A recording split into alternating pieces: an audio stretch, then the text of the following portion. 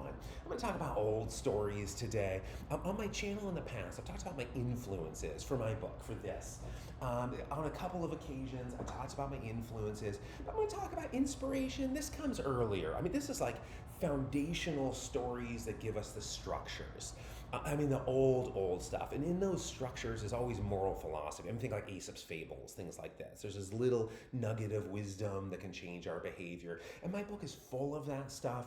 So the philosophy is a huge part of my book, but it's not really contemporary philosophy necessarily. Hopefully, it spans centuries. Like if somebody 200 years ago to read the book, it would make sense to them and the philosophy would be applicable. So it's not like contemporary news philosophy that I'm talking about and sociocultural issues that we see in today's society. I'm not talking about that, but nor am I talking about the old stuff. And I have something in mind. This is why I bring it up, why I hit record, is, I mean, some of these old ones, it's about don't look back.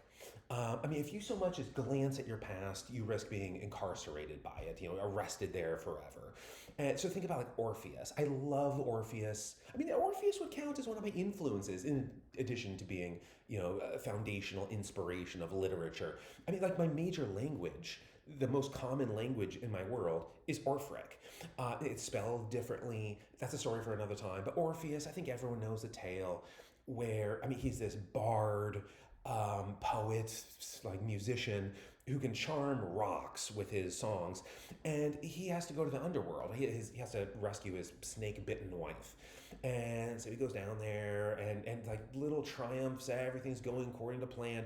The last thing he needs to do is escort her out. He just can't look back, but of course he does. He looks back, and she's like swept away. She's left there forever. This mythic love is only a thing of the past, like a figment of his memory. It's no longer in the present. It's no longer in the future. That is lost by looking back. Lot's wife, this is another example where she's escaping Sodom. She's fleeing Sodom, and she's told like not to look back. Of course, she does look back. Otherwise, it's not a story. Like, well, they told me not to look back, and I didn't.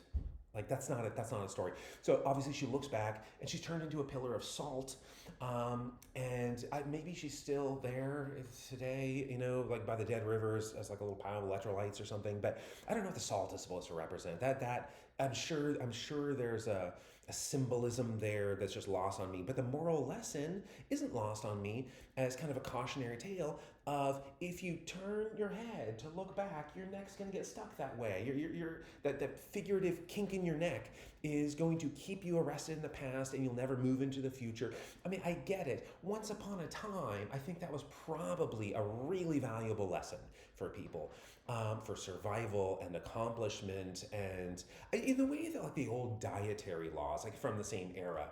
I mean, they're talking about like hooves and stuff, but really what they mean is like don't die of trichinosis and stuff. But I think a lot of these lessons aren't applicable today, given safety standards, given science, given culture, and I mean, especially the don't look back dictate. I feel like we have moved past that.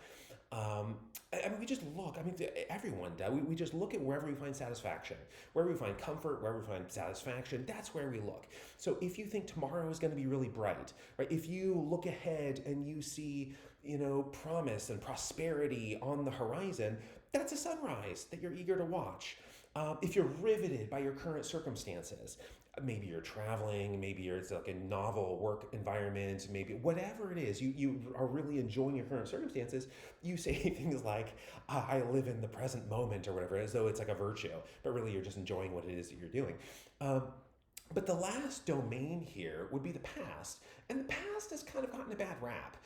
We talk about preparing for the future, we talk about living in the moment, but talking about sort of dwelling in the past and sort of reminiscing too much is almost like sleeping in public or something, where if people do it, they should feel ashamed. And with both of those, I actually just don't think that's true. I think the past is really valuable. I mean, think from an academic perspective. Our human history, I'm sure you've noticed. I mean, if you went through the third grade, you know this. It's just this like minefield of disaster. And it's just folly after folly. And to avoid that, to chart a course that avoids that in the future, we have to understand what we did in the past. But then also, if it's somebody who's they're suffering, You know, there's physical, like I'm among the chronically ill class. I haven't slept in like 40 hours because of pain. And so if I sound like I'm rambling, that's my excuse. Is it's been a really long time since I've slept, and to find respite from pain, to find respite from suffering, finding nostalgia somewhere is a really effective way of doing it. I mean, often it works better than any prescription, of just finding a sentimentality and comfort in this sort of Zen space. Or it's just outside of that, if someone's struggling with something else, someone's struggling with, it could be like work related, they lost their job, or just financial stress in general, family stress, whatever it is.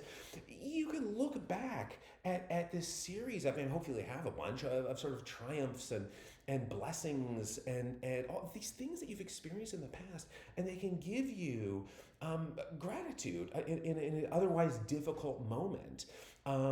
Or if it's like family members growing apart, if it's loved ones growing apart, we can look back at relationships and say, how did we grow together? And let's have that fondness. So let's restore our relationship today, by looking at our union in the past. The past is such a valuable resource. To anybody who has one, it's a valuable resource. But it requires a context, right? It requires like landmarks to look back on. Because like if you've just watched for the last 10 years Netflix every day for 12 hours, you don't remember any of those. You can't look back on any of those days and even like remember them. So like think about music. If there are songs that you cherish, songs you love, you probably love them because of a context. Oh, it brings me back to, and then whatever it is, it's high school, it's some relationship, it's when you lived in some place, like, oh, my first rodeo, or I've done a rodeo, but I'm sure everyone who's ever like done rodeoing, they have songs that bring them back. Athletes, we all have songs that bring us back, and I think books are the same.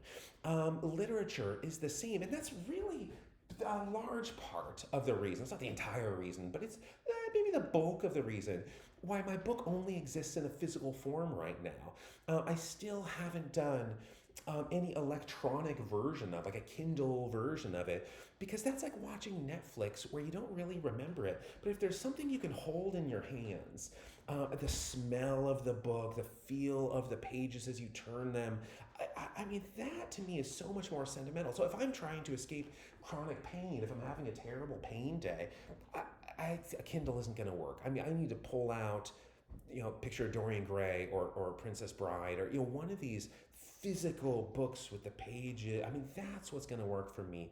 And I think bookstores, where we get our books, this is also similar. Now, being given a book as a gift, I think, is even better than bookstores. So like, people can order on Amazon, people can order from eBay or whatever, and give them as gifts. And that's a context that we can look back on to sort of ground those experiences. But also bookstores themselves, going and shopping at a physical destination. And I've had a lot of favorite bookstores. So like when I lived on the East Coast, my favorite bookstore was in Providence. I was in Rhode Island. Like, I didn't live in Rhode Island. I lived in Connecticut, like in the tiny states, but it was a whole state away. And I would make the trip routinely to go to Sellers Stories bookstore on Matthews. It was on Mathewson Street, but it's not there anymore.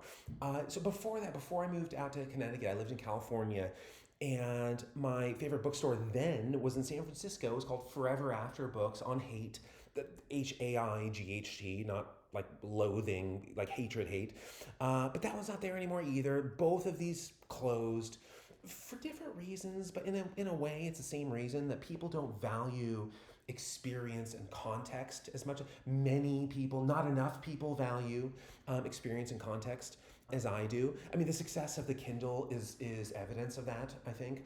So like with Forever After Books, though, I think it closed because I'm pretty sure it was the owner, but the lady who worked there every single time I was in there, she had these big like clown glasses, and she just yelled at, if anybody walked into the store with a phone, even if the phone was in your pocket with a cell phone, she would yell at them, and never at me over that, because I didn't have a cell phone. Or if people are holding a book wrong, if you're just barely holding the book wrong, she would yell at you. And when she did that, I bought the books. Somerset Mom, Razor's Edge. I bought that book there because she yelled at me because I was holding it wrong. And I know that drives like a lot of people away, but to me, that's character. It gave it personality. That's what made the bookstore, and other things too, was that personality. So then, when I was a child, when I was a little kid, I was growing up in Salem, Oregon. There was a bookstore on Edgewater. It's called Reader's Guide. It's still there. I'll get to this in just a second. But it was this maze. It was this huge maze that I would get lost in, and it had a huge fantasy section in it. Like for little Courtney, that's a sacred landmark. And so when they moved, it's still on the same street. It's still on Edgewater. But when they moved, I never went to the new one because it was so sacred that I just couldn't.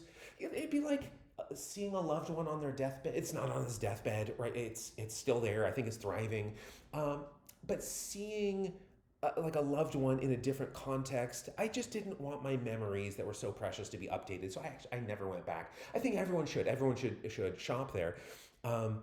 Like if Orpheus were to look back at me running as a little kid, running around in that bookstore, and I were forever trapped in Reader's Guide, the original building, that would be a little heaven for me.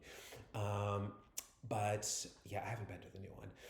It's not even new. I haven't been to the one that's been in the new location for like most of my life. So later, though, I think I was an undergrad at the time. There's a bookstore in South Salem. It's called Escape Fiction, and that's where I bought almost all of my lifetime, but not every single one of them. I've shown these books on the channel before. The huge collection of fantasy books, the Lifetime books. I bought almost all of those at Escape Fiction out in South Salem, and so for a brief time, maybe that was my favorite bookstore. But today, it's a moving target. Like I just change what my favorite bookstore is kind of all the time. And today, the one I enjoy visiting the most is in Silverton, Oregon. It's called Books in Time. It's on Water Street. And what makes it so special is the owner. Her name's Carol. If you were to try spelling it a few times, I'm pretty sure you'd get them wrong, but Carol is her name. And every time I'm in there, she and I talk for at least an hour. The conversation is so good, and it's never been under an hour. And having relationships like that gives us a context to our reading. It's not this lonely like Kindle stuff, right? It's a real community, and that to me is always what has made books so special. So if you live in Oregon, like if you're between maybe like Astoria and Roseburg, you should go visit Carol in Books in Time and have one of those hour-long conversations. You'll love it. There's real community, and while you're in there, you can buy my book, right? The Crown and the Cage God, it's in there. And if you get it there, it comes with stuff. It comes with stuff that you can't get it online. And one of those things is the map, right? It's this. The map comes with the book if you buy it at Books in Time, the world in which it takes place, in which the story takes place. And then also, each book has two different bookmarks. One of them has Bonston. The other one, I don't want to tell you what it is, but that one is there. Both of those bookmarks come with, and they're signed. The books are what's in there as I'm talking isn't signed. The signed ones sold. I'll go in and sign the new ones very soon. So by the time you drive from Astoria, right, or Roseburg, or Eugene or Corvallis or Salem or whatever, into Silverton and go to Books in Time and have your conversation with Carol, those books will be signed by the time you get there. But I will end there. I hope your reading experiences continue to be real experiences that you can look back on. And if you get trapped there, it's just a wonderful place to be incarcerated, for the rest of your life.